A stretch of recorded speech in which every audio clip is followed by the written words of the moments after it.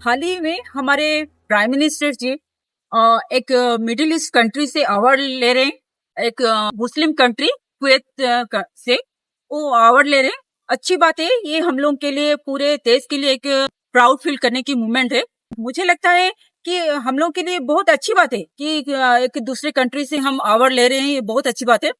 पर एक बार अपने देश के अंदर थोड़ा झांक के देखिए। आप यहाँ पे हिंदू मुस्लिम का पॉलिटिक्स करके आप यहाँ से फायदा ले रहे हैं। मुंबई जैसे एक इतने बड़े सिटी से एक बड़े जो लीडर थे कांग्रेस के, उनका मर्डर हो जाता है। वहां पे आप फायदा लेकर अभी हाल ही में जो इलेक्शन हुआ वहां पे आप लोग जीत गए, और इसके ऊपर जिसने भी उनको मारा था आप उसके अगेंस्ट में क्या कार्रवाई किए? बस उसको लेके जेल में डाल दिए। पूरा जो मैटर हुआ था, जो भी इंसिडेंट हुआ था, वो तो सामने नहीं आया। और जो भी आप यहाँ पे जितने भी पॉलिटिक्स करके, जो हिंदू मुस्लिम का पॉलिटिक्स करके जितने भी बेनिफिट ले रहे हैं, ये क्या आजकल के जो जनरेशन के बच्चे हैं उनको समझ में नहीं आता है? यहाँ पे कोई भी काम इनका ठीक नहीं है। बस लोगों के अंदर लोगों को गुमराह करके लोग यहाँ से फायदा ले रहे हैं।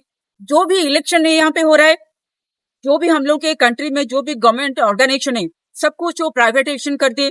अडानी जी को सारे जो भी गवर्नमेंट ऑर्गेनाइजेशन है सारे उनके ऊपर भरोसे छोड़ दिए, और उनके वहां से जो भी कमीशन मिल रहा है ये उसी पैसे से ये इलेक्शन लड़ रहे हैं। और इस तरह से श्री राम जी का नाम ले लेके यहाँ पे इलेक्शन जीत जाते हैं।